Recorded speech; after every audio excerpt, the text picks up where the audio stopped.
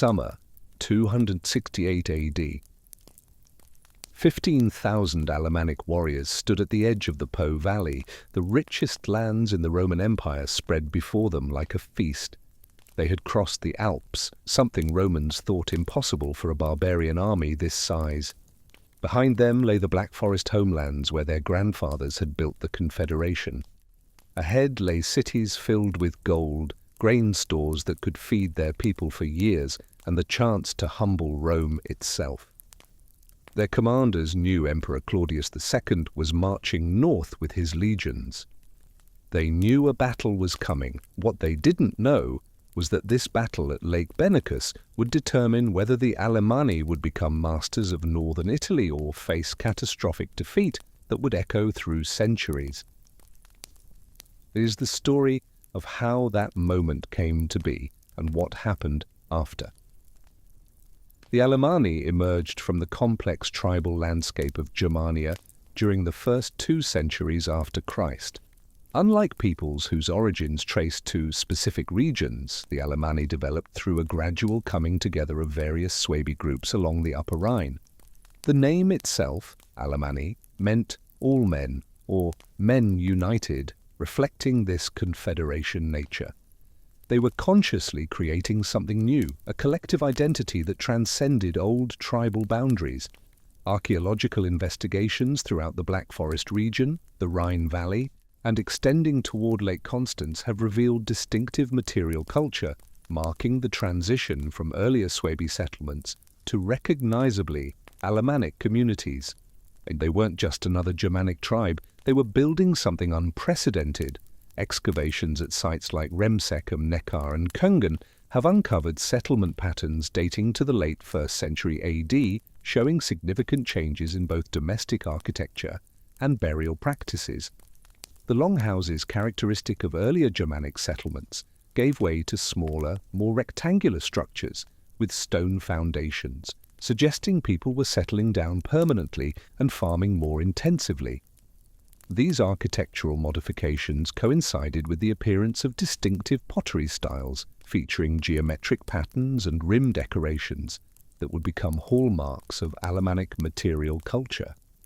Every pot, every building, every grave tells us something new was being born along the Rhine. The cemetery evidence provides particularly compelling insights into the social transformations occurring during this formative period. At Pleidelsheim and other burial sites, archaeologists have documented a shift from the cremation practices typical of earlier Suebi groups to inhumation burials accompanied by increasingly elaborate grave goods. The dead were being treated differently, and that tells us the living were organizing themselves differently too. Male burials from the late 1st and early 2nd centuries contain iron spearheads with distinctive socket construction, shield bosses with raised central spikes, and single-edged sea-axes demonstrating both local metalwork traditions and influences from Roman military equipment. These weren't crude weapons hammered out by primitive smiths. These were sophisticated tools of war that required generations of accumulated expertise to produce. Female graves reveal bronze fibulae with distinctive bow shapes and glass beads indicating participation in long-distance trade networks extending from the Baltic to the Mediterranean. Alemannic communities were connected to the wider world, importing luxury goods while exporting their own products. They were players in the complex economy of Iron Age Europe.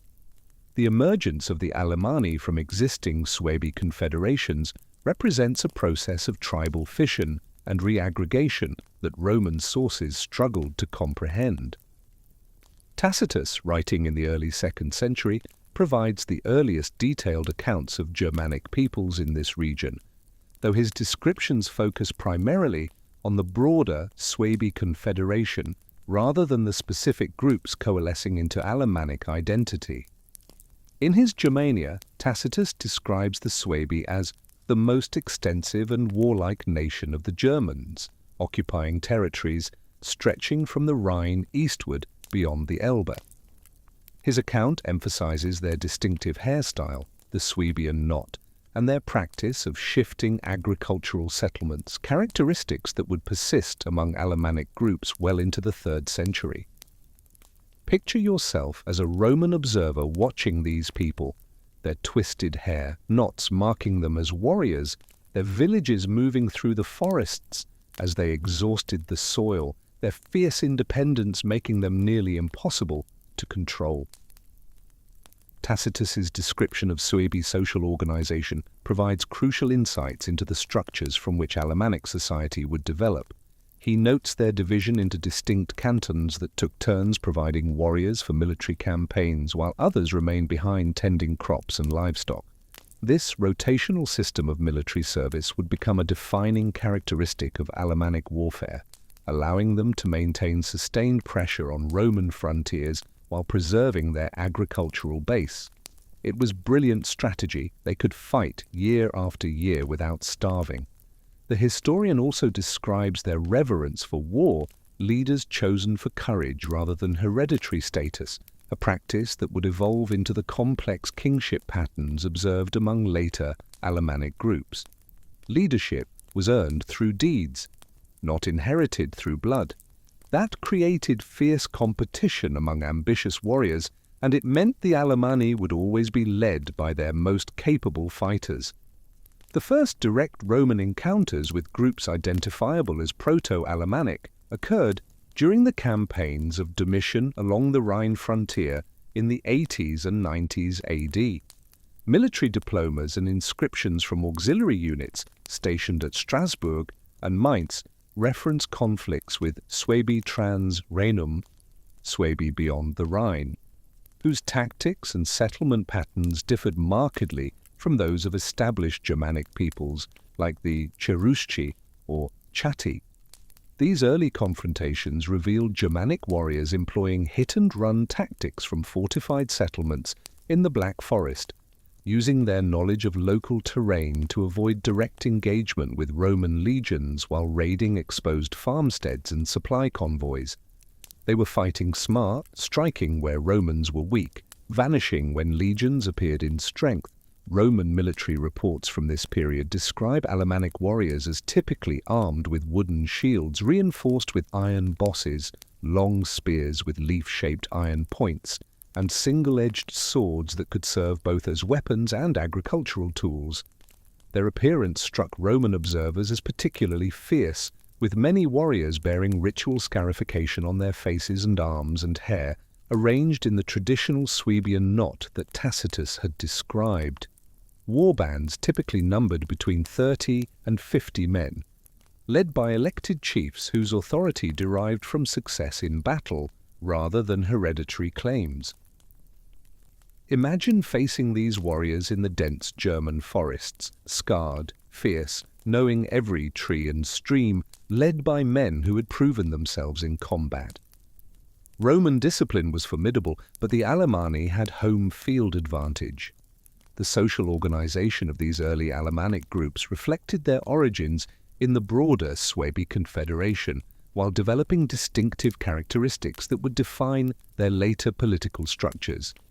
Archaeological evidence suggests Proto-Alemannic society was organized around extended family groups occupying fortified farmsteads scattered throughout the forested uplands.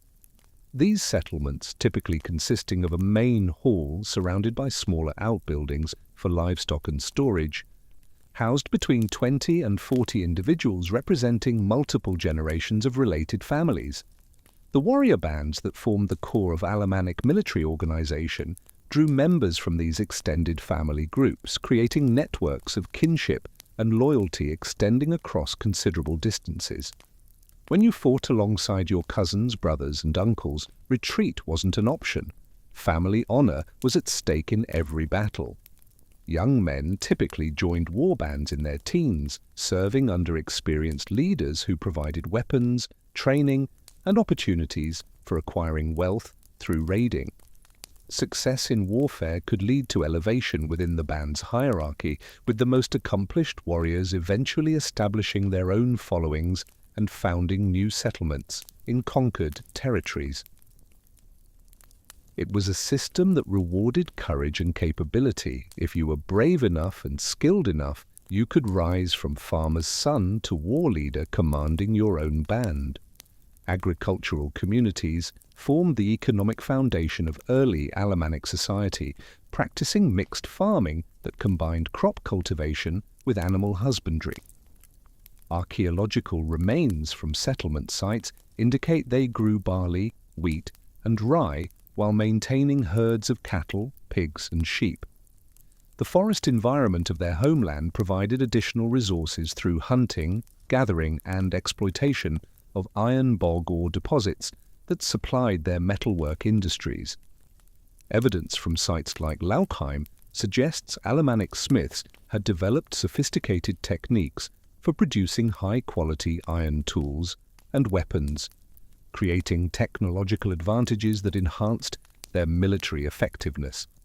The pattern-welded swords found in elite burials demonstrate metallurgical knowledge requiring years of training and experience. These weren't simple iron bars beaten into blade shape.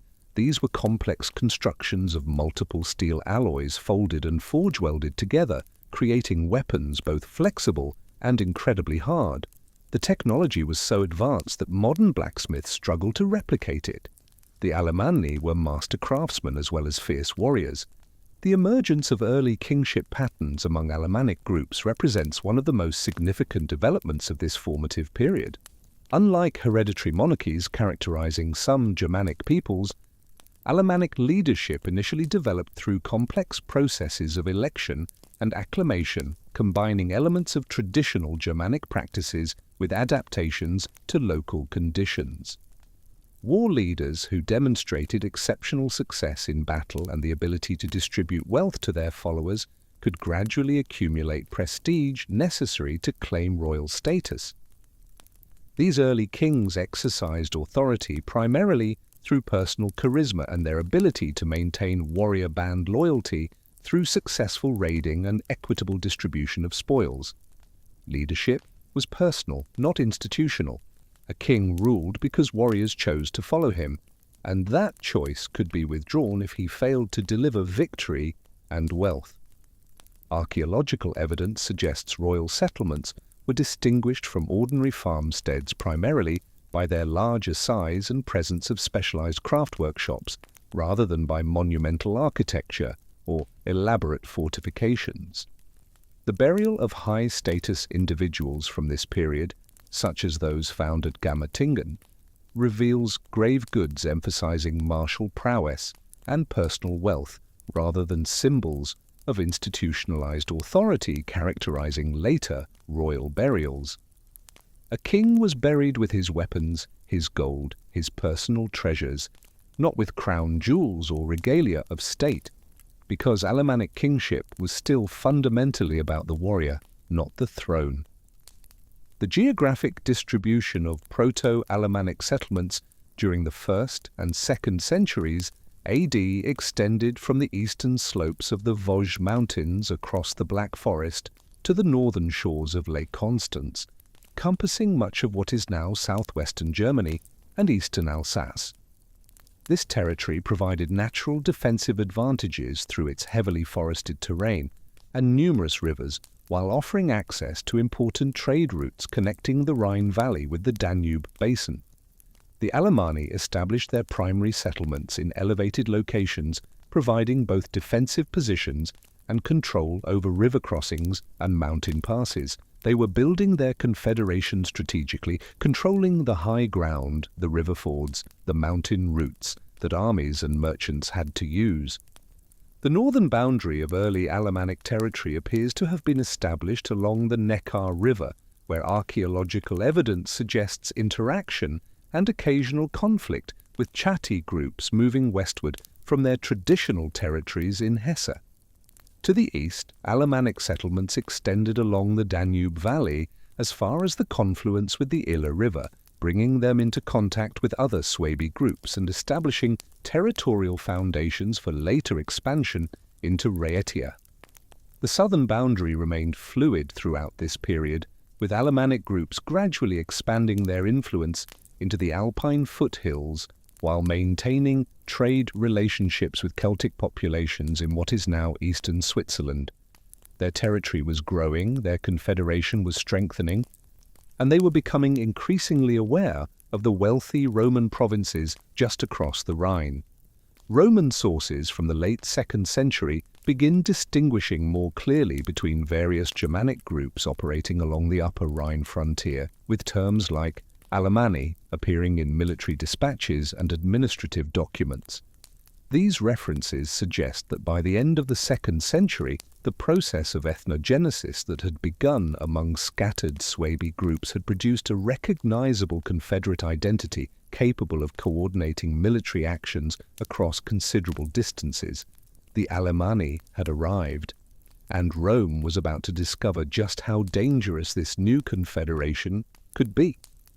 The territorial foundations established during the formative centuries provided the Alemanni with the strategic depth necessary to exploit unprecedented opportunities that emerged during the early 3rd century AD.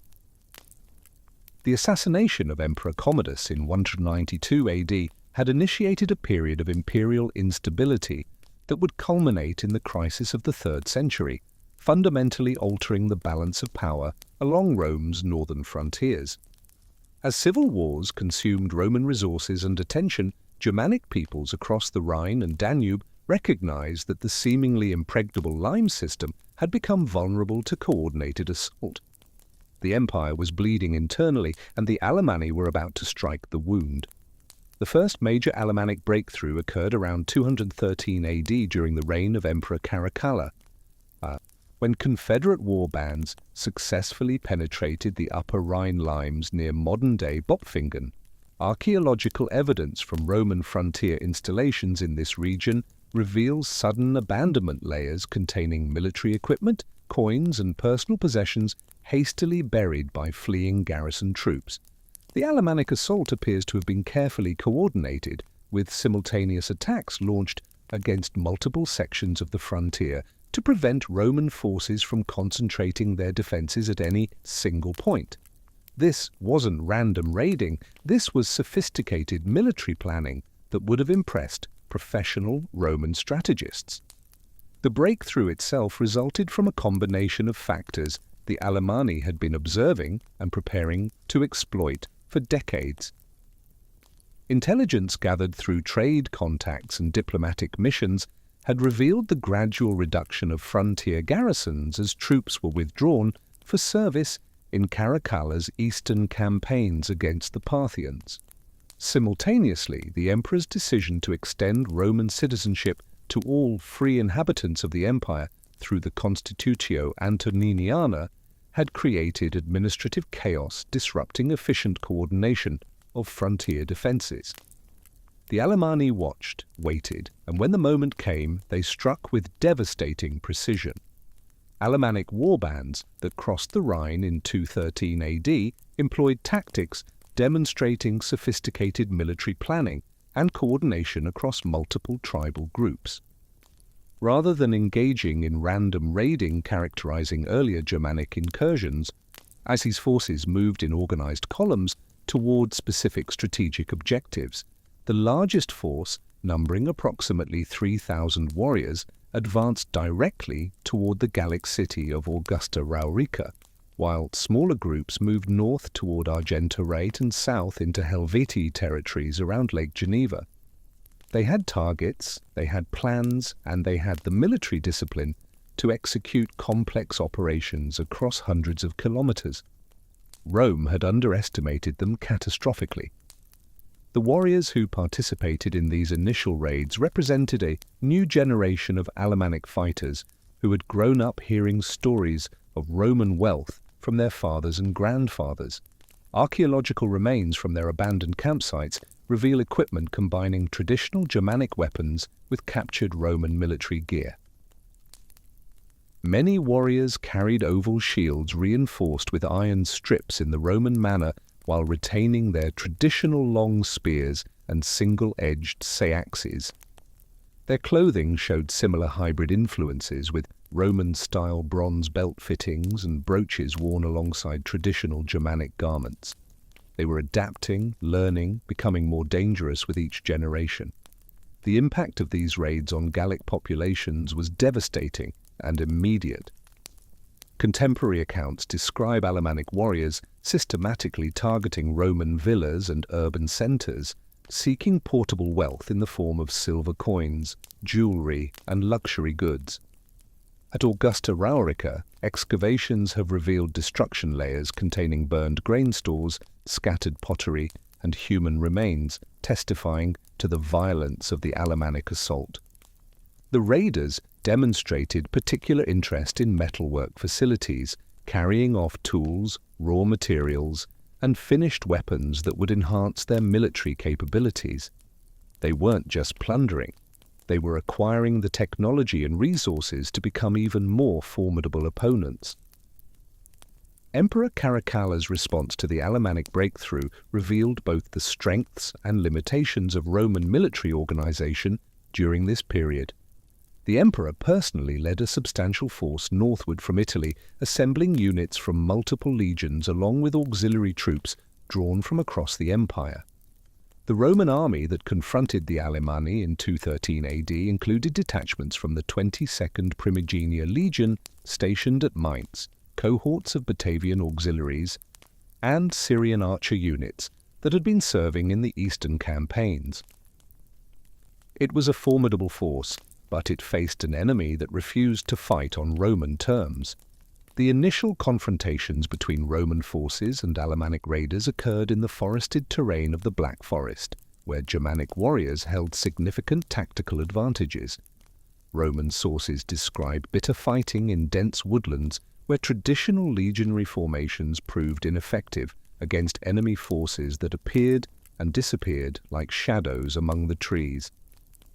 Alemannic warriors used their intimate knowledge of local geography to establish ambush positions along Roman supply routes, forcing the legions to advance with extreme caution while maintaining extensive reconnaissance screens. The Romans were discovering that conquering the Alemanni in their homeland would be far more difficult than defeating them in open battle. And Caracalla, for all his personal courage, was learning that sometimes the smartest strategy isn't to fight at all. Caracalla's campaign against the Alemanni demonstrated the emperor's personal courage, but also revealed his tactical limitations as a military commander.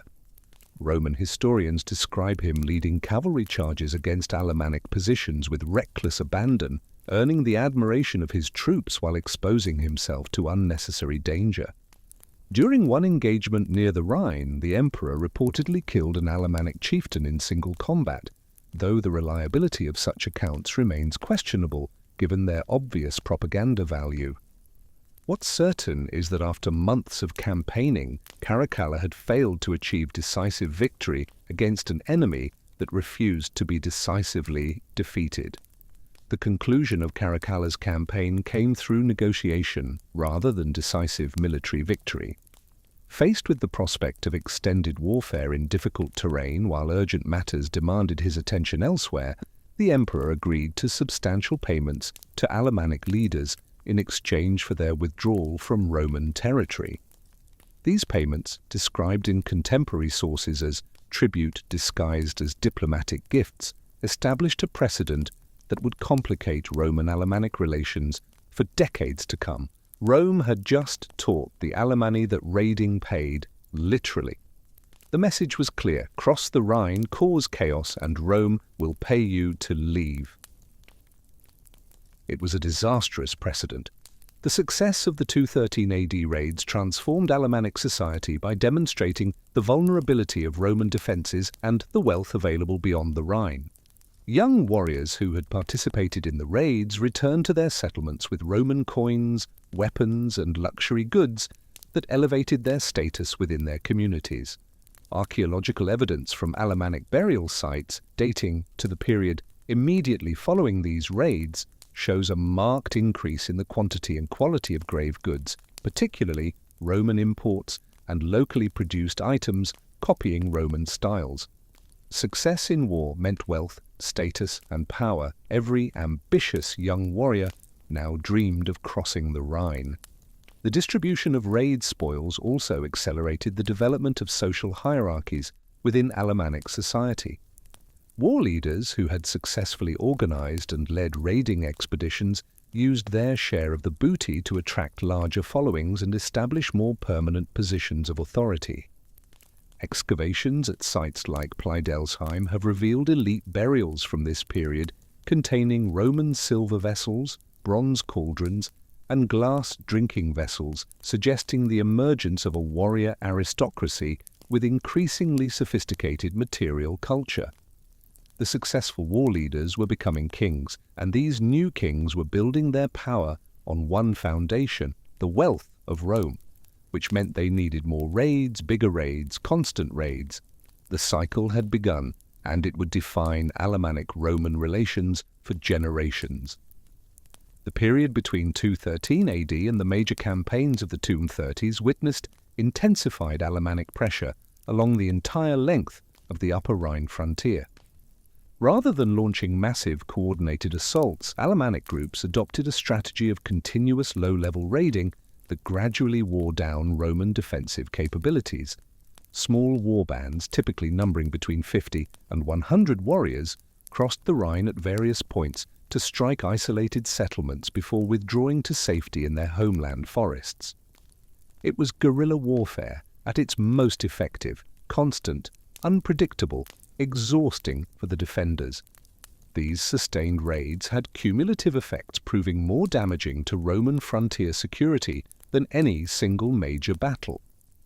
Gallic farmers abandoned their fields and retreated to fortified towns, disrupting agricultural production and reducing tax revenues. Roman military engineers were forced to construct new defensive works at enormous expense, while garrison troops found themselves constantly on alert against attacks that could come from any direction at any time. The psychological impact was devastating.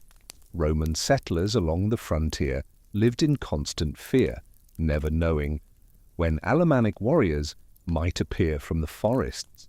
The Alemannic raiders who conducted these operations represented a new type of Germanic warrior, more mobile and better equipped than their predecessors. Archaeological evidence suggests many had acquired horses either through trade or capture, allowing them to strike deep into Gallic territory before Roman forces could respond. Their weapons showed continuing evolution, with longer swords appearing alongside traditional spears and seaxes, while their shields grew larger and more heavily reinforced to withstand Roman javelin attacks. They were professionalizing, becoming career raiders who lived for war and the wealth it brought. Emperor Alexander Severus attempted to address the deteriorating frontier situation through a combination of military action and diplomatic initiatives. His campaigns in the 230s involved larger forces than Caracalla had employed, including substantial cavalry contingents and siege equipment designed to attack Alemannic fortifications in the Black Forest. The emperor also attempted to exploit divisions within the Alemannic Confederation by offering favorable treaties to individual tribal leaders willing to break with their confederates. It was the classic Roman strategy, divide and conquer. But the Alemanni had learned from watching Rome's tactics for over a century. They knew the game, and they weren't falling for it. The Roman strategy during Alexander Severus's campaigns focused on establishing permanent bases within Alemannic territory from which legionary forces could launch sustained operations against enemy settlements. But establishing those bases would prove far more difficult than Roman planners anticipated. Roman engineers constructed fortified camps at strategic locations along major river valleys, using these positions to support extended patrolling and provide secure bases for supply operations. These installations, built according to standard Roman military engineering principles, featured double ditches, wooden palisades, and eternal buildings arranged in the familiar grid pattern of Roman military architecture. They were impressive constructions, but they were also isolated outposts deep in hostile territory, vulnerable to siege and constantly requiring resupply. Alemannic responses to the Roman invasion of their homeland reveal the sophisticated defensive capabilities they had developed over decades of warfare. Rather than defending fixed positions against superior Roman forces, they adopted a strategy of elastic defense that drew the legions deeper into hostile territory while subjecting them to constant harassment. Alemannic warriors used fire as a weapon, burning forests and grasslands to deny Romans forage for their horses and livestock, while poisoning wells and destroying food stores to complicate enemy supply operations. They were fighting total war, making their homeland as inhospitable as possible for the invaders. The battles that occurred during Alexander Severus's campaigns were characterized by their intensity and the innovative tactics employed by both sides. At one engagement near the headwaters of the Neckar River, Alemannic forces constructed elaborate field fortifications using fallen trees and earthworks to channel Roman attacks into predetermined killing zones. When the legions attempted to storm these positions, they encountered a hail of spears and arrows from concealed positions, while cavalry attacks struck their flanks from unexpected directions. The Romans were learning that the Alemanni had become sophisticated opponents who understood Roman tactics and knew how to counter them. Roman military records describe Alemannic warriors during this period as formidable opponents who had learned to adapt their traditional fighting methods to counter Roman tactical advantages. Many had acquired mail shirts and helmets, either captured from Roman forces or manufactured by their own smiths, copying Roman designs. Their spears featured longer iron points designed to penetrate Roman armor, while their shields incorporated metal reinforcement that could withstand repeated sword blows. They looked almost Roman, but they fought with Germanic ferocity, combined with tactical sophistication learned through generations of warfare. They were becoming the perfect opponents, understanding Roman methods while maintaining their own cultural identity and fighting spirit. The assassination of Alexander Severus in 235 AD marked the beginning of the crisis of the 3rd century, a 50-year period of political instability that would provide the Alemanni with unprecedented opportunities for expansion. The empire was about to tear itself apart, and the Alemanni were ready to exploit every moment of Roman weakness. The rapid succession of emperors, many of whom ruled for only a few months before being murdered by their own troops, created a power vacuum along the northern frontiers that Germanic peoples were quick to exploit. The crisis manifested itself immediately in the deterioration of frontier defenses as rival claimants to the imperial throne withdrew troops from border garrisons to support their political ambitions. Archaeological evidence from Rhine frontier installations shows abandonment layers dating to the late 230s and early 240s, indicating systematic evacuation of positions that had been maintained for over a century.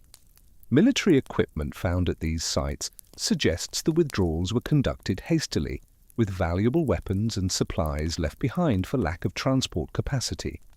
The frontier was collapsing, and the Alemanni watched with predatory interest. Alemannic leaders recognized that the Roman crisis presented them with a unique opportunity to achieve territorial gains that would have been impossible under normal circumstances. The Confederation's response was swift and coordinated, with multiple tribal groups launching simultaneous attacks across a front extending from the Vosges Mountains to Lake Constance. These operations were planned and executed with a level of strategic sophistication that surprised Roman observers and demonstrated the extent to which Alemannic military capabilities had evolved. This wasn't opportunistic raiding anymore. This was systematic conquest. The breakthrough of 242 AD represented the most successful Alemannic penetration of Roman territory to that date. War bands numbering in the thousands crossed the Rhine at multiple points, overwhelming the reduced frontier garrisons and advancing deep into Gaul. The largest force moved southwest toward the important city of Lugdunum, while others struck toward the Mediterranean coast and the Alpine passes leading into Italy. For the first time, the Alemanni weren't just raiding the frontier, they were threatening the heart of the Western Empire. The Alemannic forces that participated in the 242 AD invasion were better organized and equipped than any previous Germanic armies to operate in Roman territory. Archaeological evidence from their campsites reveals standardized weapons and equipment, suggesting centralized production and distribution systems. Many warriors wore scale armor constructed from iron plates riveted to leather backing, while their helmets showed influence from both Roman and Germanic design traditions. They looked like a professional army because increasingly that's what they were becoming. The success of these raids encouraged further Alemannic expansion, with subsequent invasions occurring in 248 AD and again in the early 250s. Each incursion penetrated deeper into Roman territory and remained active for longer periods, indicating growing Alemannic confidence and improving logistical capabilities. They were learning to sustain campaigns, to coordinate across vast distances, to operate deep in enemy territory for months at a time. The Alemanni were evolving from raiders into conquerors. The raiders established temporary bases in conquered territory, using these positions to launch secondary attacks against targets that had previously been considered secure. They weren't just hitting the frontier anymore, they were establishing footholds inside the empire, creating permanent threats that Rome couldn't ignore or contain with local garrisons. The culmination of Alemannic expansion during the crisis of the 3rd century came with their massive invasion of northern Italy in 268 AD. This campaign represented the most ambitious Germanic operation against Roman territory since the Cimbri and Teutones had threatened Italy 3 centuries earlier. The Alemannic army that crossed the Alps numbered perhaps 15,000 warriors organized into multiple columns that advanced along different routes toward the Po Valley. They had done the impossible. They had brought an army across the Alps, and now the richest provinces of the empire lay before them. The Battle of Lake Benacus in 268 AD marked the decisive confrontation between the expanding Alemannic confederation and the Roman Empire's attempts to restore frontier security. Emperor Claudius III, known to history as Claudius Gothicus for his later victories against the Goths, had assembled a substantial army to confront the Alemannic invasion. The Roman force included detachments from multiple legions, Praetorian Guard units, and auxiliary troops drawn from across the empire. This was Rome's answer to the Alemannic threat: professional soldiers, disciplined formations, superior equipment. But the Alemanni had come too far to turn back now. The Alemannic army that faced Claudius at Lake Benacus represented the culmination of decades of military development and territorial expansion. Their warriors wore a mixture of captured Roman equipment and locally produced gear that demonstrated the sophistication of Germanic metalwork industries. Many carried the long swords that were becoming characteristic of Alemannic warriors, weapons that required considerable skill to manufacture and wield effectively in battle. And these weren't the tribal warriors who had first crossed the Rhine in 213 AD. These were professional soldiers who had spent their entire adult lives at war.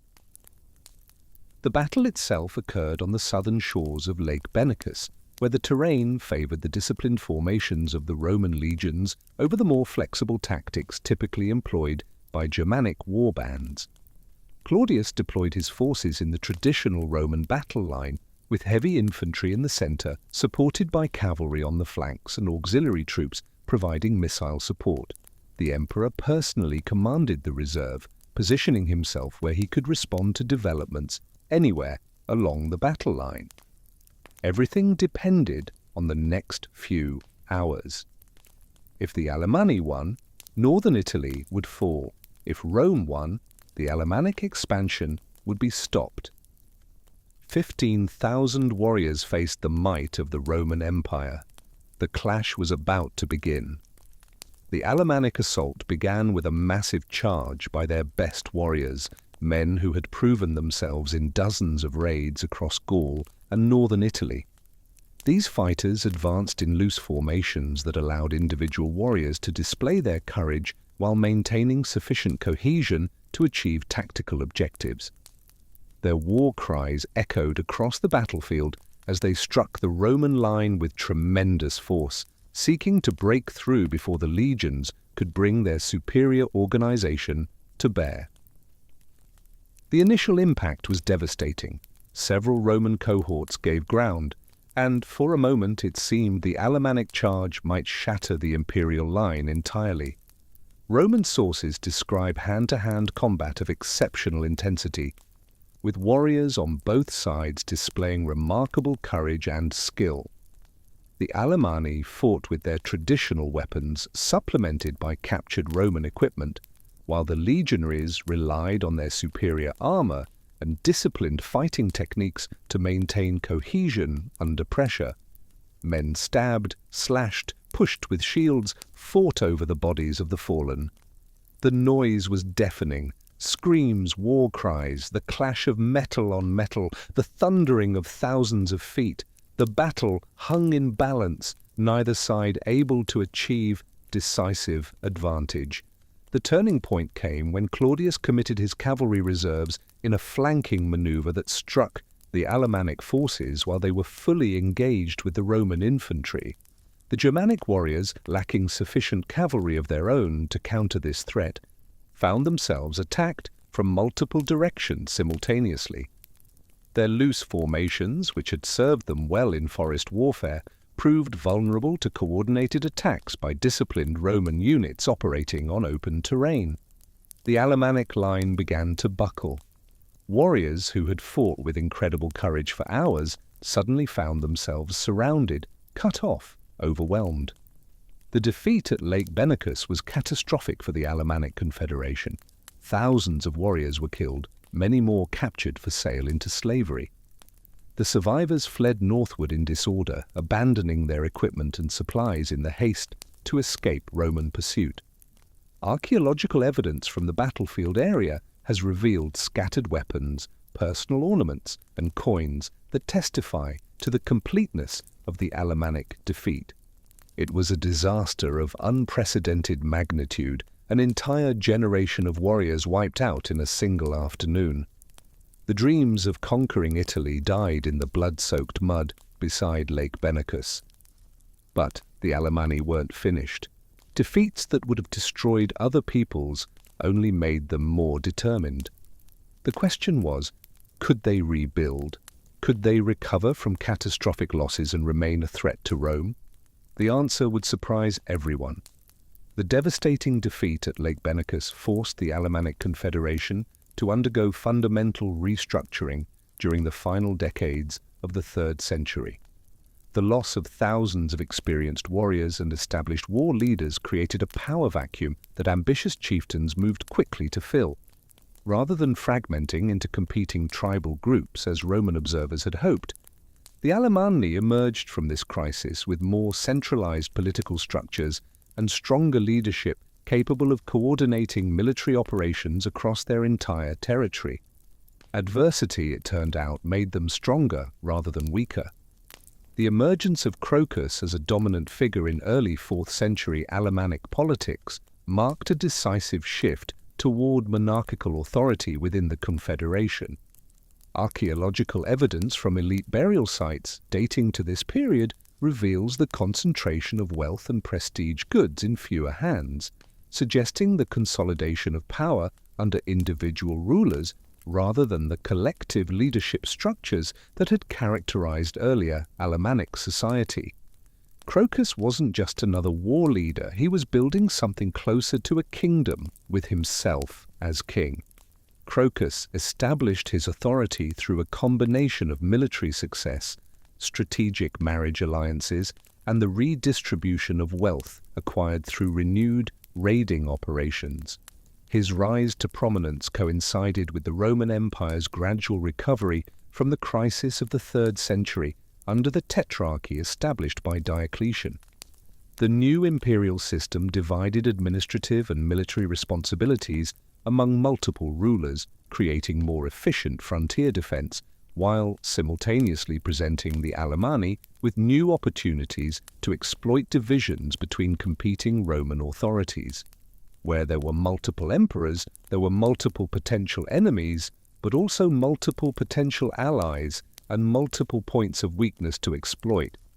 Crocus demonstrated remarkable political acumen in navigating these complex relationships, alternately negotiating with different imperial claimants while preparing for renewed military campaigns.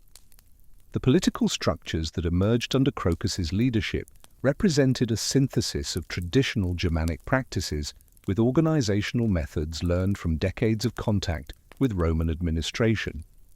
Alemannic kings began maintaining permanent retinues of professional warriors supported by tribute payments from subordinate communities, creating standing military forces that could respond rapidly to threats or opportunities.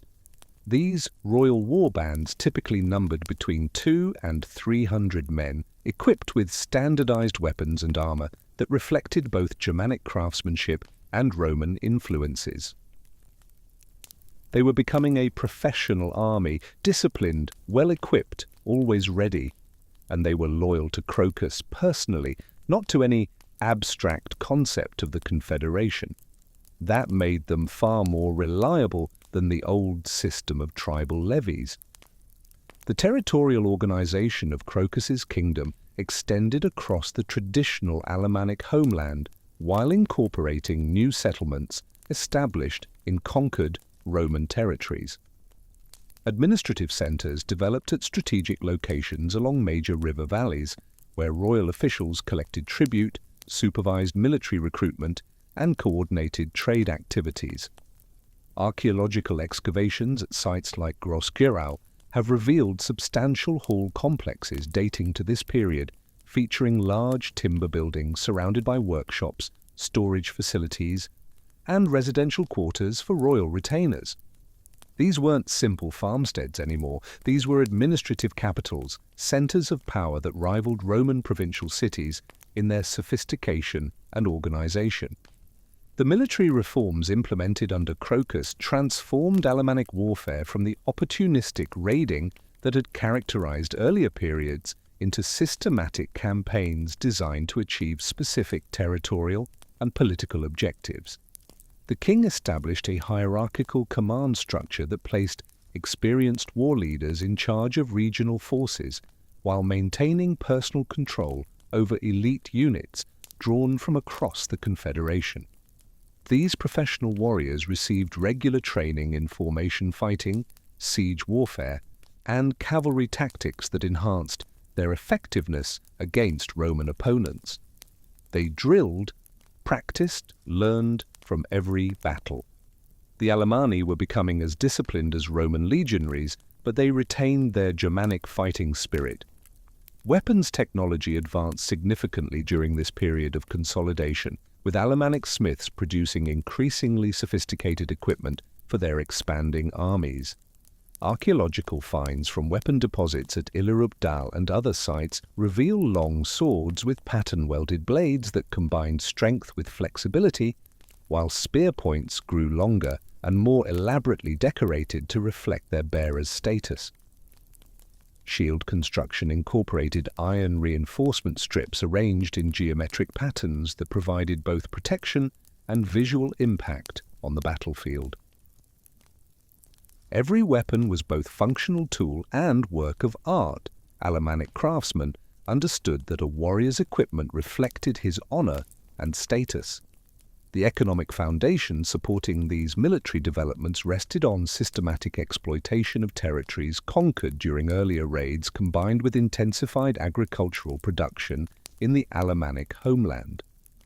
Roman prisoners taken during military campaigns provided skilled labor for construction projects, metalwork, and agricultural improvements, while tribute payments from subordinate communities supplied the resources necessary to maintain professional military forces. Trade networks established with other Germanic peoples brought amber from the Baltic, furs from Scandinavia, and precious metals from Bohemia. The Alemanni were building an economy capable of supporting sustained warfare, and that made them far more dangerous than simple raiders could ever be. Agricultural innovations introduced during the early 4th century increased food production sufficiently to support larger populations and more specialized military forces. Archaeological evidence from settlement sites reveals the adoption of heavy plows capable of working the dense soils of river valleys, while new crops, including oats and improved varieties of wheat, enhanced nutritional diversity. Livestock breeding focused on developing larger horses suitable for cavalry warfare, with skeletal remains from this period showing animals significantly larger than their predecessors. Everything was being optimized for war, even the farms, even the horses. The Alemanni were transforming themselves into a military powerhouse. The consolidation of Alemannic power under centralized leadership inevitably brought them into renewed conflict with Roman authorities seeking to restore imperial control over frontier territories. Emperor Constantine's decision to establish a new capital at Constantinople had reduced imperial attention to western frontiers, creating opportunities the Alemannic leaders were quick to exploit. Crocus launched his first major campaign against Roman territory around 306 AD, coordinating attacks across multiple sections of the Rhine frontier, while Roman forces were distracted by civil wars following Diocletian's abdication. The empire was weak, divided, distracted. The moment was perfect. The Alemannic forces that crossed the Rhine in 306 AD demonstrated the effectiveness of the military reforms implemented during the previous decades. Rather than the loose war bands that had characterized earlier raids, these armies moved in organized columns with standardized equipment and coordinated tactical objectives.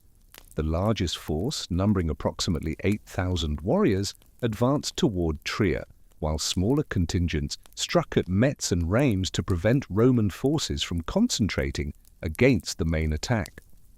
This was sophisticated operational planning, multiple objectives, coordinated timing, strategic deception. The Alemanni had learned to think like Roman generals. The siege of Trier revealed the extent to which Alemannic military capabilities had evolved since their defeat at Lake Benacus. The attacking forces employed sophisticated siege techniques, including the construction of wooden towers, battering rams, and earthwork approaches that demonstrated knowledge of Roman engineering methods. Alemannic engineers, many of whom had learned their skills as prisoners or mercenaries in Roman service, directed operations that gradually reduced the city's defensive capabilities through systematic bombardment and undermining. They weren't just attacking the walls, they were conducting a professional siege operation that would have impressed Roman military engineers. The successful capture of Trier provided the Alemanni with their most significant victory against Roman forces since the beginning of their expansion beyond the Rhine, but holding Trier would prove far more difficult than taking it, because Constantine, unlike previous emperors, wasn't willing to simply pay the Alemanni to leave.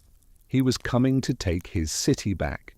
The city's fall yielded enormous quantities of wealth, including imperial treasury reserves, military supplies, and luxury goods that enhanced the prestige of Alemannic leaders while providing resources for further military operations. More importantly, control of this major administrative center gave the Alemanni a secure base for operations deep within Roman territory. For the first time, they weren't just raiding, they were occupying, administering, holding Roman cities. This was conquest in the truest sense. Roman responses to the loss of Trier revealed both the strengths and limitations of imperial military organization during the early 4th century. Constantine dispatched substantial forces under the command of his son Crispus, including units of the newly reorganized legions along with auxiliary troops drawn from across the Western Empire. The Roman army that advanced against the Alemannic positions around Trier included heavy cavalry cataphracts, Germanic federates fighting as Roman allies, and siege equipment designed to reduce fortified positions. Constantine was bringing everything he had. This wasn't just about recapturing a city, this was about demonstrating that Rome could still defend itself. The campaign that followed demonstrated the tactical sophistication that both sides had developed through decades of warfare along the Rhine frontier. Alemannic forces avoided direct confrontation with the main Roman army while launching coordinated attacks against supply lines, isolated detachments, and civilian populations supporting the imperial war effort. Their mobility advantage allowed them to strike at vulnerable targets while withdrawing to prepared positions before Roman forces could respond effectively. They were fighting smart, hitting where Rome was weak, avoiding where Rome was strong. The eventual Roman recapture of Trier came through negotiation rather than decisive military victory, with Constantine agreeing to substantial territorial concessions in exchange for Alemannic withdrawal from the city. These agreements, formalized in treaties that recognized Alemannic control over extensive territories east of the Rhine, marked a fundamental shift in the balance of power along the northern frontier. The empire had effectively acknowledged the legitimacy of Alemannic territorial claims while accepting limitations on its own authority in regions that had been under Roman control for centuries. Rome had blinked first.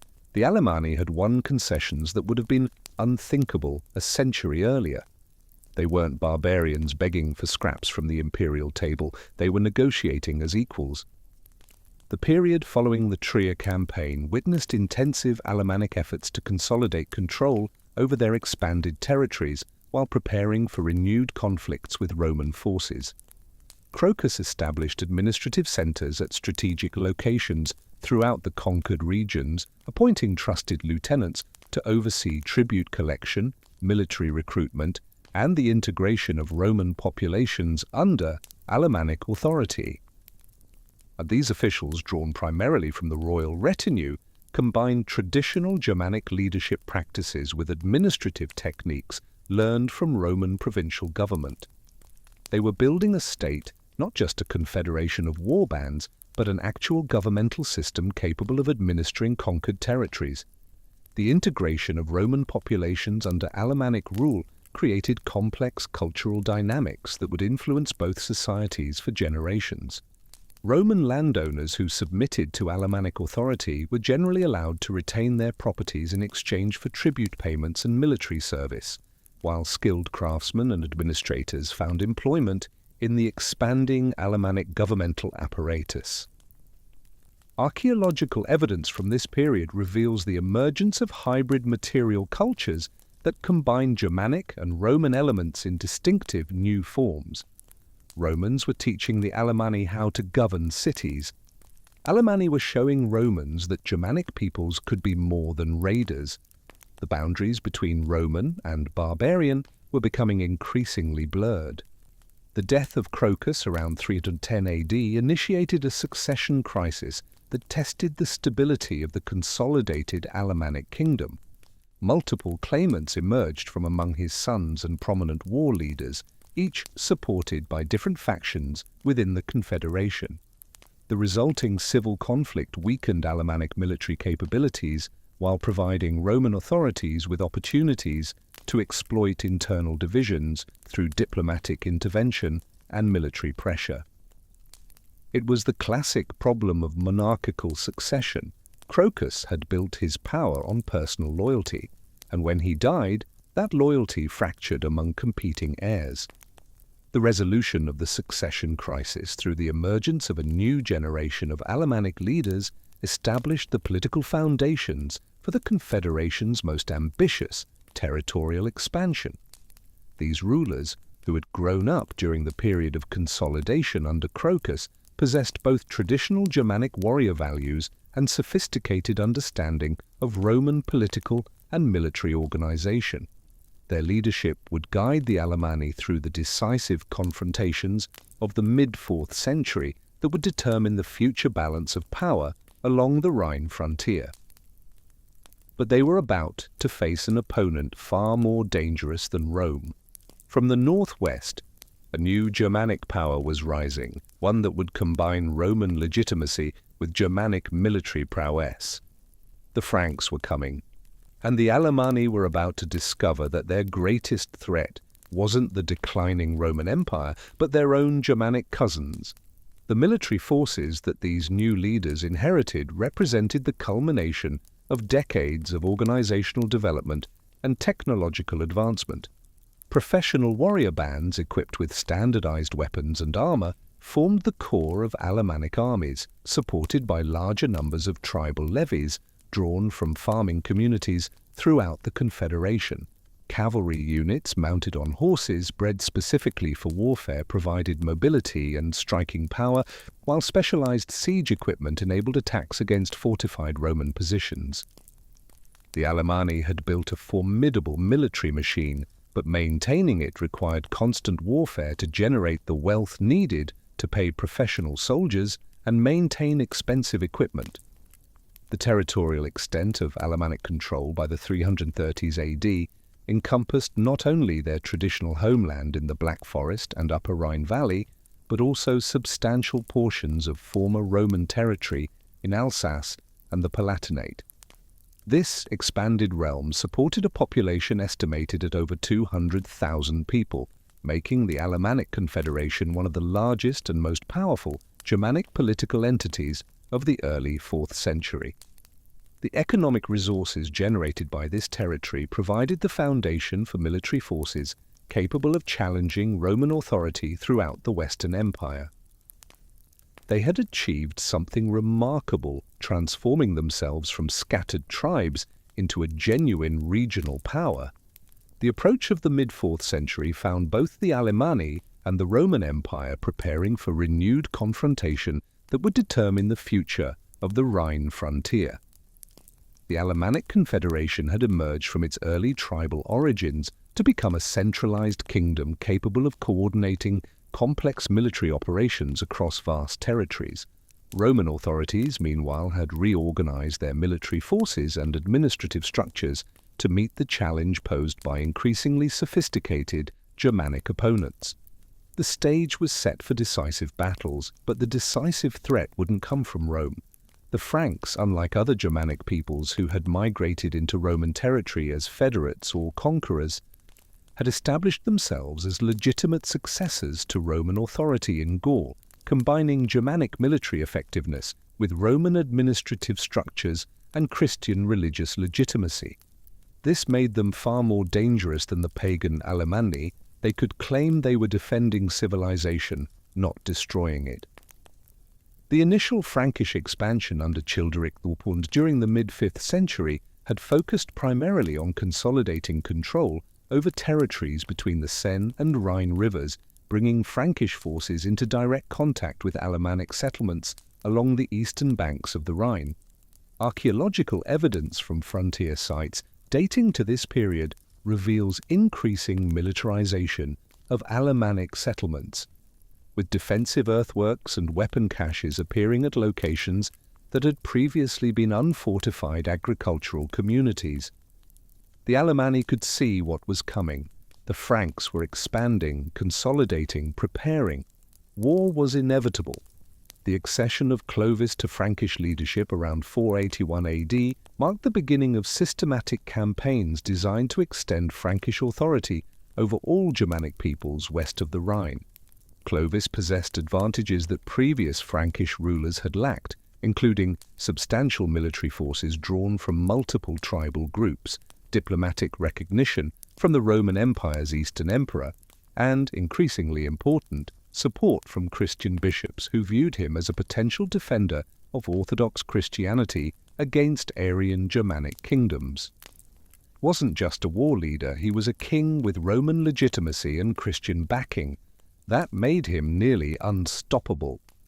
His early campaigns against the Alemanni demonstrated strategic planning that combined traditional Germanic warfare with sophisticated understanding of political and religious dynamics throughout Gaul.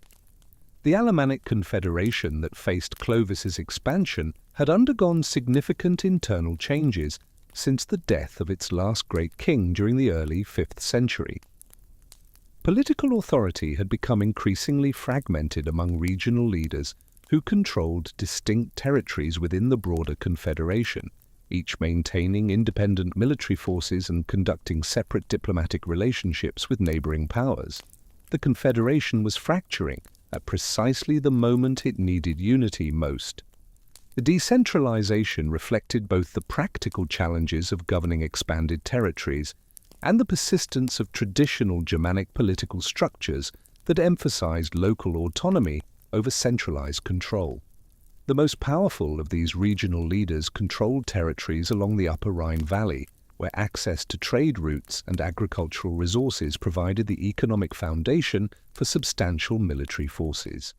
Archaeological excavations at sites like Mannheim have revealed elite residential complexes dating to the late 5th century that demonstrate the wealth and sophistication of these Alemannic rulers. The main halls featured stone foundations supporting timber superstructures decorated with carved ornaments, while surrounding buildings housed specialized craftsmen, administrative officials, and permanent military retinues. The military forces available to these Alemannic leaders reflected decades of tactical development and technological advancement. Professional warrior bands formed the core of their armies, equipped with pattern-welded swords that demonstrated the sophisticated metallurgical skills of Germanic smiths. These weapons, typically measuring between 70 and 80 centimeters in length, featured complex steel construction that provided both flexibility and cutting power superior to earlier iron weapons. The warriors who carried them wore mail shirts constructed from thousands of interlocked iron rings, providing protection against both cutting and thrusting attacks while maintaining sufficient flexibility for mounted combat. They were as well equipped as any warriors in Europe, but equipment alone wouldn't be enough against the Franks. Cavalry had become increasingly important in Alemannic military organization, with mounted warriors serving both as shock troops in battle and as mobile forces for reconnaissance and raiding operations. The horses employed by these units were substantially larger than their predecessors, with skeletal remains from burial sites indicating animals standing over 14 hands high and capable of carrying fully armed warriors in sustained combat. The development of improved saddles with wooden frameworks and metal reinforcement provided riders with greater stability while wielding long spears or swords from horseback. The Alemanni had mastered cavalry warfare, but so had the Franks, and Frankish horses were bigger, their riders better trained. The initial confrontations between Frankish and Alemannic forces occurred along the Middle Rhine Valley, where territorial boundaries had remained fluid since the collapse of effective Roman frontier control. Clovis's strategy involved systematic reduction of Alemannic strongholds through coordinated siege operations supported by naval forces operating on the Rhine itself. The Franks had inherited substantial expertise in siege warfare from their service as Roman federates, including knowledge of engineering techniques for constructing siege equipment and reducing fortified positions. They knew how to take cities, how to breach walls, how to starve out defenders. The Alemanni, for all their battlefield prowess, had never faced an enemy this capable at siege warfare. The Alemannic response to Frankish expansion revealed both the strengths and limitations of their decentralized political system. Individual regional leaders could mobilize substantial forces for local defense, but coordination between different Alemannic territories proved difficult when facing enemies capable of concentrating superior numbers at decisive points. The Confederation's traditional reliance on defensive strategies that utilized forest terrain and fortified settlements proved less effective against Frankish forces equipped with siege equipment and supported by substantial logistics capabilities. Each Alemannic king fought well in his own territory, but they weren't fighting together, and that made them vulnerable. The escalating conflict reached its decisive phase during the campaign that culminated in the Battle of Tolbiac. Fought sometime between 496 and 506 AD, according to various historical sources. The precise date remains disputed among historians, but the battle's significance in determining Frankish supremacy over the Alemanni is unquestioned. Clovis had assembled the largest army of his reign for this campaign, including not only Frankish warriors but also Gallo-Roman troops, Burgundian allies, and Germanic mercenaries drawn from across his expanding kingdom. This wasn't just a Frankish army, this was a coalition representing everyone who feared or hated the Alemanni. The Alemannic army that faced Clovis at Tolbiac represented the combined military strength of multiple regional leaders who had finally recognized the necessity of coordinated resistance to Frankish expansion. But was it too little? Too late?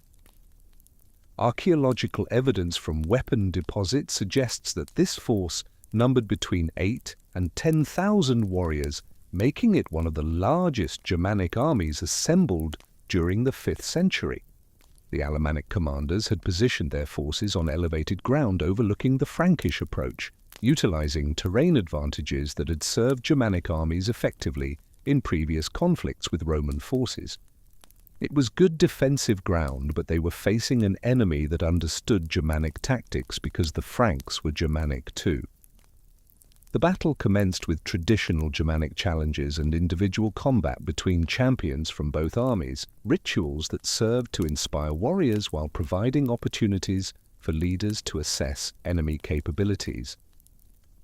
The Alemannic champions who participated in these preliminary encounters wore elaborate equipment that demonstrated their status and wealth.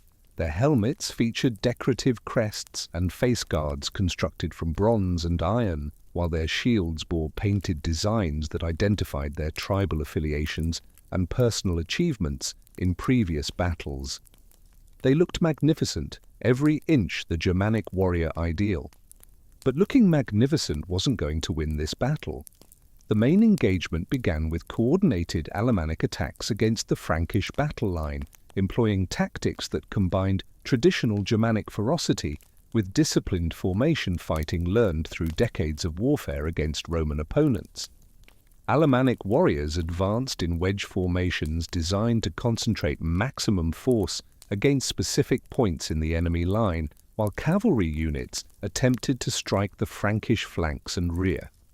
The initial assault achieved considerable success, with several Frankish units giving ground under the intensity of the Germanic attack. For a moment it seemed the Alemanni might actually win. The turning point of the battle occurred when Clovis personally led a cavalry charge against the Alemannic center, targeting the position where enemy commanders had established their headquarters. Contemporary accounts describe fierce hand-to-hand combat around the Alemannic royal standards, with warriors on both sides displaying exceptional courage and skill. The Frankish king's personal intervention at this critical moment demonstrated both his military prowess and his understanding of Germanic warrior culture, where leadership from the front remained essential for maintaining troop morale. Clovis fought like a Germanic chieftain because he was one, just one, with Christian backing and Roman legitimacy. His warriors saw him risking his life alongside them, and they fought with renewed fury. The Alemannic commanders tried to rally their men, but the Frankish momentum was unstoppable. The collapse of Alemannic resistance at Tolbiac resulted from a combination of tactical factors and the psychological impact of their leaders' deaths or capture during the climactic cavalry engagement.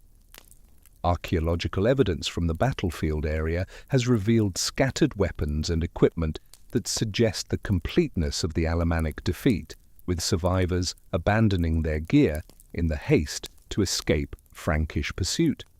The victory established Clovis as the dominant power in Western Germania, while effectively ending Alemannic independence as a unified political entity. Everything the Alemanni had built over 3 centuries, the confederation, the kingdom, the dreams of independence, died at Tolbiac. The survivors fled back across the Rhine carrying news of catastrophic defeat.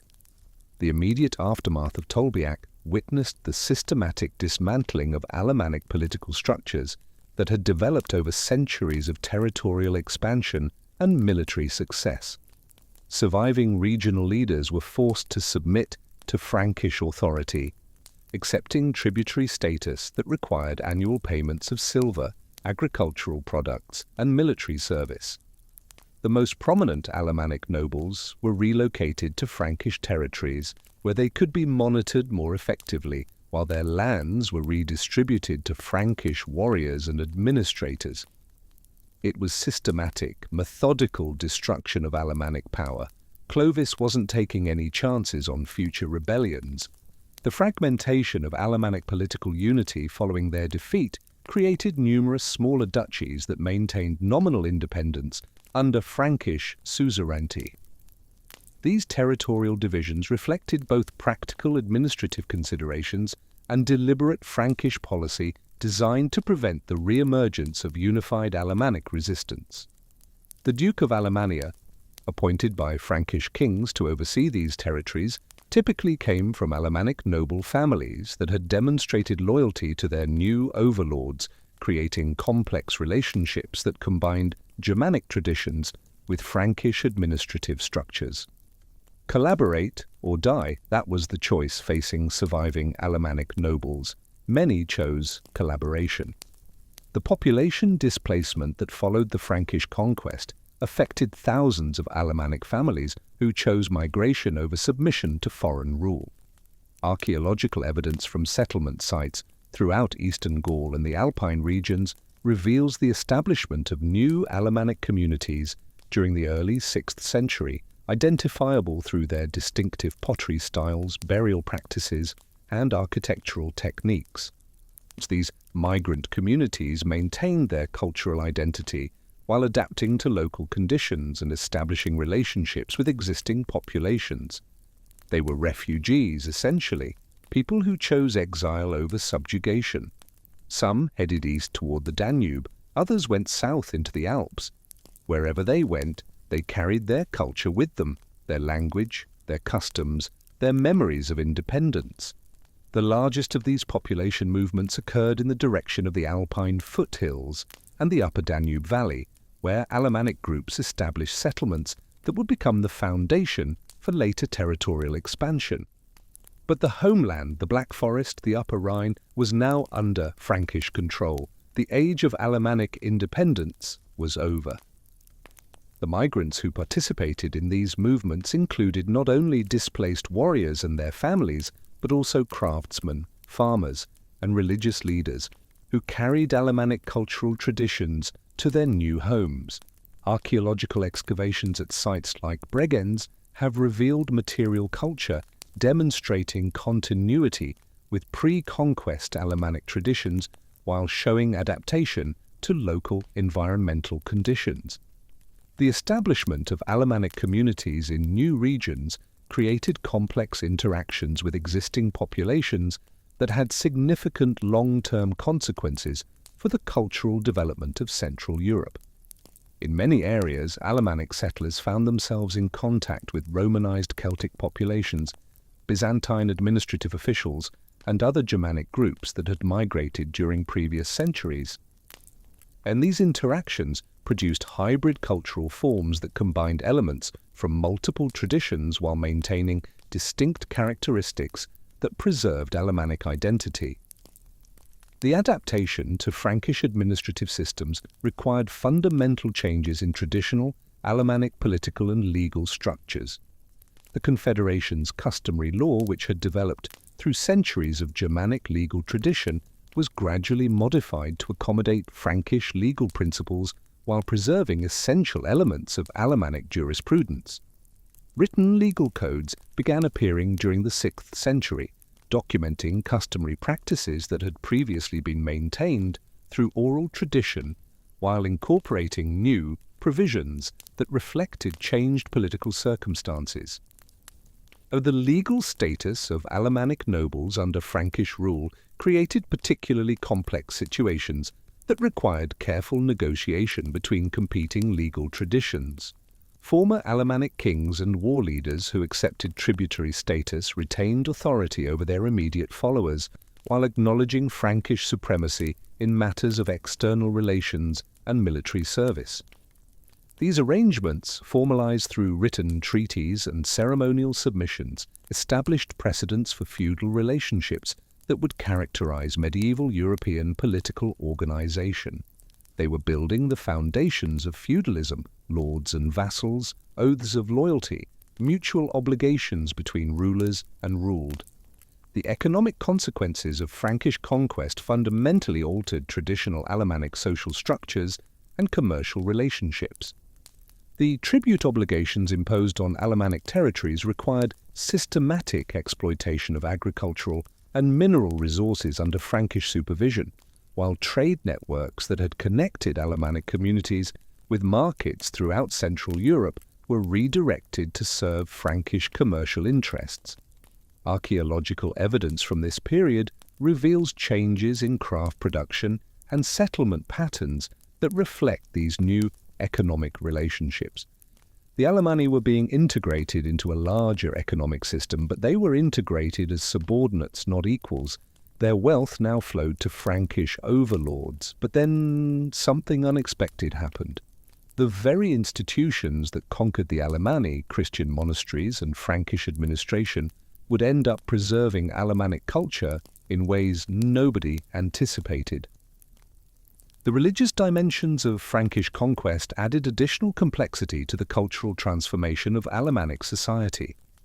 Clovis's conversion to Catholic Christianity had provided him with powerful allies among Gallo-Roman bishops and had legitimized his authority in the eyes of Christian populations throughout his kingdom.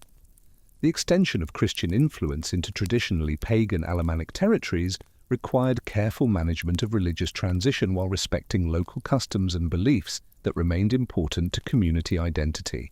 The missionary activities that accompanied Frankish expansion into Alemannic territories employed strategies that combined religious instruction with practical benefits for converts.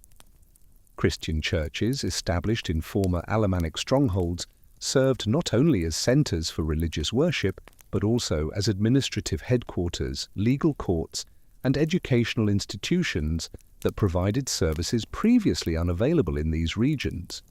The bishops and priests who staffed these institutions often came from Alemannic noble families that had converted to Christianity, creating cultural bridges that facilitated religious and political integration.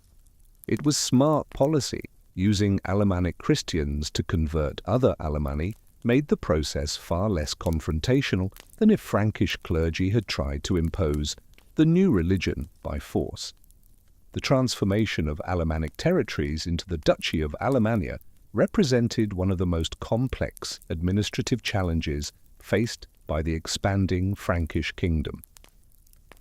Unlike conquered Roman provinces with established governmental structures or other Germanic territories that had maintained unified leadership, the fragmented Alemannic lands required entirely new institutional frameworks that could accommodate both Frankish administrative needs and local political traditions.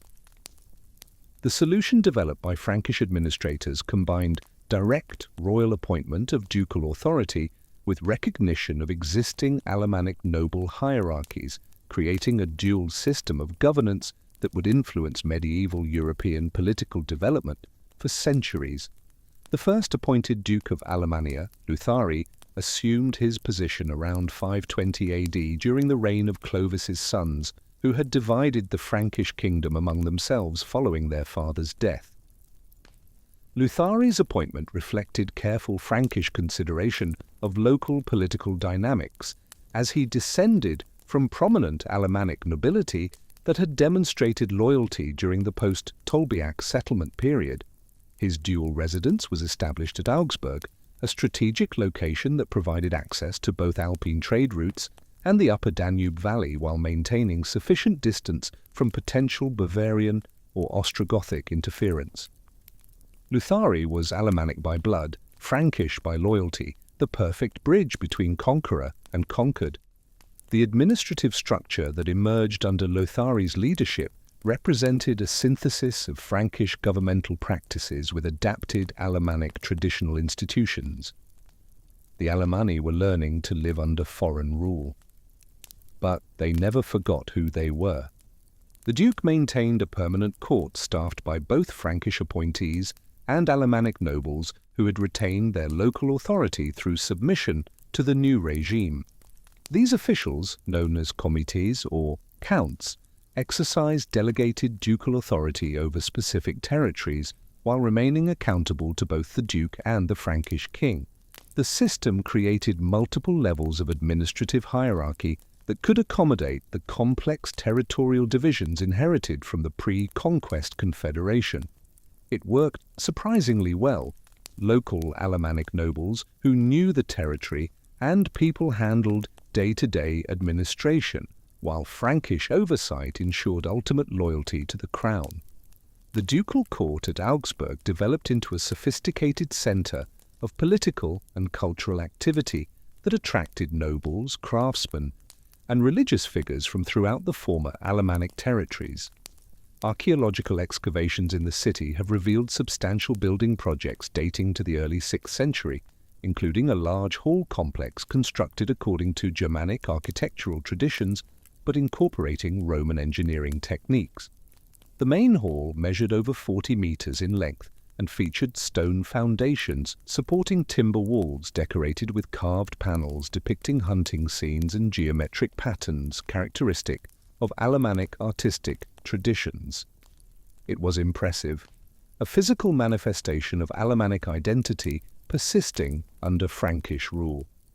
The military obligations that accompanied ducal authority required careful balancing of Frankish strategic needs with Alemannic military traditions and capabilities. The Duke of Alemannia was responsible for providing specified numbers of warriors for royal campaigns while maintaining sufficient forces for local defense and internal security. These military levies typically included both professional warriors drawn from noble retinues and militia forces recruited from farming communities throughout the duchy. The integration of these diverse military elements required standardization of equipment and training that gradually modified traditional Alemannic warfare practices. The development of the Lex Alemannorum during the late 6th and early 7th centuries represented the most significant legal achievement of the early ducal period. Its comprehensive legal code emerged from systematic efforts to document and codify Alemannic customary law while incorporating Frankish legal principles and Christian moral teachings. The process of compilation involved extensive consultation with traditional legal experts, Alemannic nobles, Frankish administrators, and Christian clergy, creating a legal framework that addressed complex jurisdictional issues arising from the merger of different legal traditions. It was remarkable that conquered people's laws were being written down, preserved, given official status. The Lex Alemannorum ensured that being Alemannic remained legally meaningful even under Frankish rule. But an even greater transformation was about to occur. The massacre at Cannstatt would destroy the Alemannic nobility completely, and paradoxically, that destruction would lead to the preservation of Alemannic culture in the most unexpected way. The Lex Alemannorum addressed fundamental aspects of social organization, property rights, and criminal justice that had been governed by oral tradition for centuries. The code's provisions regarding Wehrgild, compensation payments for various categories of homicide, reflected sophisticated understanding of social hierarchies within Alemannic society, with compensation rates varying according to the victim's status, age, and gender. Free Alemannic warriors commanded Wehrgild payments of 200 solidi, while nobles of ducal rank were valued at 600 solidi, demonstrating the preservation of traditional status distinctions under Frankish rule. Your life had a price, and that price depended on who you were. The sophisticated administrative and economic systems that had developed within the Duchy of Alemannia during the 7th century began to strain under the increasingly centralized policies implemented by Charles Martel and his successors during the early 8th century. The Carolingian dynasty's rise to power brought fundamental changes to Frankish governance that challenged the delicate balance between royal authority and regional autonomy that had characterized earlier periods. Charles Martel's military reforms, which created professional cavalry forces supported by systematic land grants, required unprecedented levels of resource extraction from duchies throughout the Frankish realm, placing particular pressure on wealthy regions like Alemannia. So the implementation of these reforms in Alemannia encountered immediate resistance from noble families who had maintained their local authority through careful accommodation with previous Frankish rulers. The Alemannic nobility had invested generations in developing relationships with ducal administrators, monastic institutions, and commercial networks that provided them with substantial independence in managing their territories. Charles Martel's demands for increased military service, higher tribute payments, and direct royal oversight of local administration threatened to undermine the foundations of Alemannic aristocratic power. They had accepted Frankish overlordship because it was distant, light-handed, respectful of local autonomy. Now Charles Martel was demanding real submission, and the Alemannic nobles weren't willing to give it. Archaeological evidence from elite residential sites dating to the early 8th century reveals the material wealth and sophisticated lifestyle that Alemannic nobles had achieved under the previous system. Excavations at Lauchheim have uncovered substantial hall complexes featuring imported stone construction, elaborate metalwork decorations, and luxury goods from throughout Europe. The main residential buildings incorporated Roman architectural elements with Germanic design principles, creating distinctive structures that demonstrated both cultural sophistication and political authority. These nobles possessed extensive libraries, maintained skilled craftsmen, and controlled agricultural estates that generated substantial surpluses for trade and political purposes. They had everything to lose, and Charles Martel's son Carloman was about to take it all away. The resistance that emerged among Alemannic nobles during the 720s and 730s initially took the form of administrative non-compliance and passive obstruction rather than open rebellion.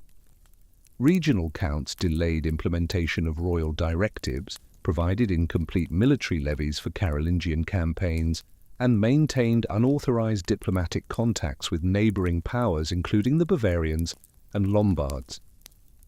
These actions reflected sophisticated understanding of Frankish administrative procedures and demonstrated the nobles' ability to exploit bureaucratic complexities to protect their interests.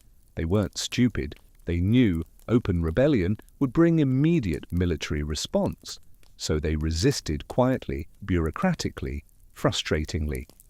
The leadership of this resistance movement centered on several prominent Alemannic families whose genealogies traced back to pre-conquest royal lines. The most influential of these leaders was Lantfrid, whose family had maintained substantial territories in the upper Rhine valley while serving in various administrative positions under Frankish rule. Lantfrid possessed both the traditional legitimacy derived from ancient noble lineage and the practical experience gained through decades of participation in ducal government. His residential complex at Cannstatt had become an informal centre for coordination among disaffected Alemannic nobles. He wasn't just resisting, he was organising, coordinating, building a network of resistance across Alemannia. Carloman's assumption of authority over the eastern Frankish territories, including Alemannia, brought him into direct confrontation with noble families that had grown increasingly assertive during the uncertain political climate following Charles Martel's death. The new ruler's determination to implement his father's centralizing policies without compromise eliminated the possibility of negotiated settlements that might have preserved Alemannic autonomy within the Carolingian system. His demands for complete submission to royal authority and the surrender of traditional privileges left Alemannic nobles with limited options for protecting their interests. Submit completely or rebel. Those were the only choices Carloman offered.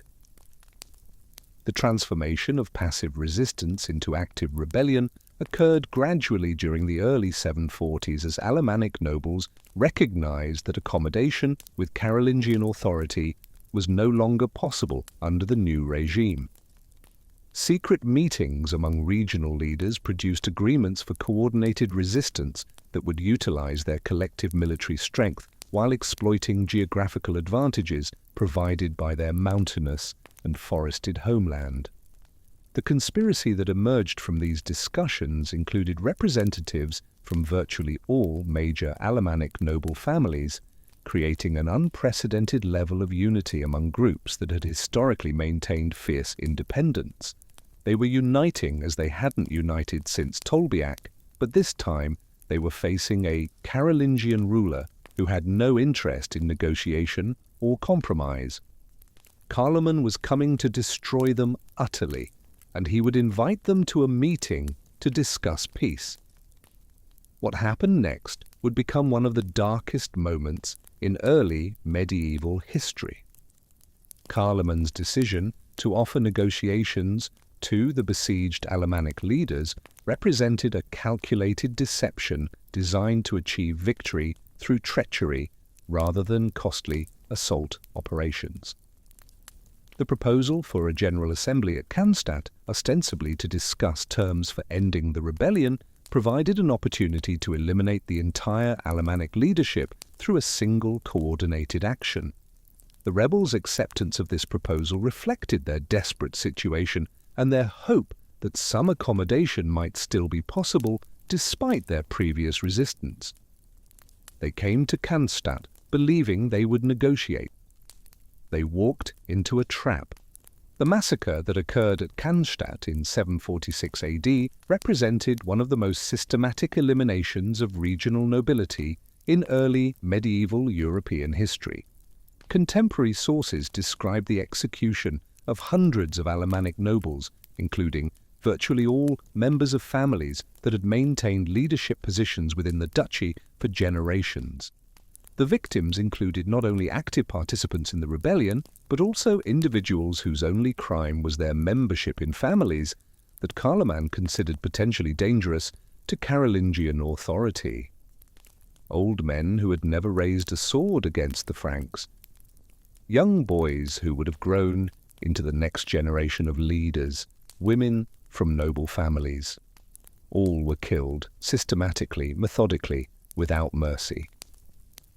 The methods employed in the massacre demonstrated Carloman's determination to create a lasting example that would deter future resistance to Carolingian rule throughout the Frankish realm. The executions were conducted publicly with maximum ceremonial impact, involving elaborate procedures that emphasized the complete submission of Alemannic nobility to royal authority. The bodies of the executed nobles were denied proper burial according to their traditional customs, instead being displayed as warnings to any who might consider challenging Carolingian power. It was terrorism in the most literal sense, violence designed to terrorize the surviving population into absolute obedience. And the immediate consequences of the Cannstatt massacre extended far beyond the elimination of individual noble families to encompass the complete transformation of Alemannic political and social structures. The traditional relationships between nobles and their followers, which had provided stability and continuity for centuries, were severed permanently through the systematic destruction of aristocratic leadership. The extensive landholdings that had supported noble households were confiscated and redistributed to Carolingian supporters, fundamentally altering patterns of land ownership and agricultural production throughout the region. The Alemanni as a people still existed, but the Alemannic aristocracy, the families that had led them for centuries, was gone, wiped out in a single afternoon at Cannstatt. The cultural impact would be devastating. But from the ashes of this catastrophe, something unexpected would emerge. The monasteries, particularly one monastery named St. Gaul, would preserve everything the massacre tried to destroy. The systematic destruction of Alemannic aristocratic leadership at Cannstatt created an unexpected vacuum that would be filled not by secular authorities, but by religious institutions whose influence had been growing steadily since the early Frankish period. The monasteries that had initially served as centers for Christianization now emerged as the primary preservers and developers of Alemannic cultural identity, transforming from simple religious communities into sophisticated centers of learning, artistic production, and economic activity that would define the region's intellectual landscape for centuries. The monastery of St. Gaul, which had survived the political upheavals of the mid-8th century through careful diplomatic manoeuvring, underwent dramatic expansion during the decades following the Cannstatt massacre.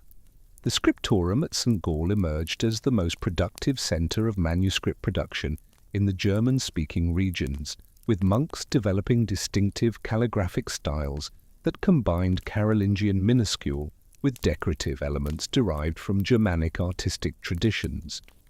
The scribes worked with materials imported from throughout Europe, creating manuscripts that preserved not only Christian texts, but also some of the earliest written examples of Old High German poetry and prose.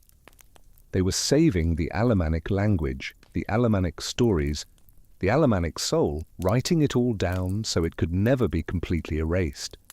The intellectual achievements, the artistic innovations, the agricultural developments, all of this occurred within monastery walls after secular, Alemannic leadership had been destroyed.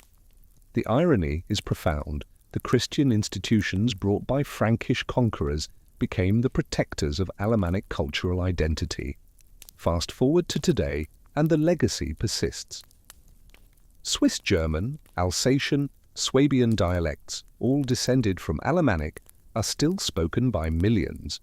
The cultural traditions, the folk customs, the regional identity, all survive. The Alemanni as an independent people ended at Tolbiac in the 6th century. The Alemannic nobility ended at Cannstatt in the 8th century, but Alemannic culture? That endured through monasteries, through language, through the stubborn persistence of regional identity that refuses to die even after 15 centuries.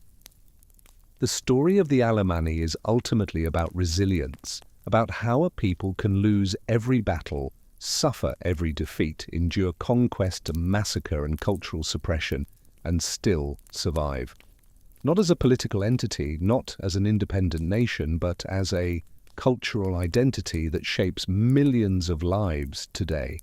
From the Black Forest to the Alps, from the Rhine to the Danube, the descendants of the Alemanni still live on the same lands their ancestors settled 18 centuries ago. They speak languages descended from Alemannic. They maintain traditions rooted in Alemannic culture. They remember, in their own way, the fierce warriors who nearly conquered Italy, who challenged Rome itself, who refused to submit even when submission was the only rational choice. The Alemanni lost, but they never disappeared. And that, perhaps, is the greatest victory of all. If this journey through 18 centuries of Alemannic history has moved you, please subscribe to Flow of History, because every people has a story worth telling, and the Alemanni's story of resilience, adaptation, and cultural survival deserves to be remembered.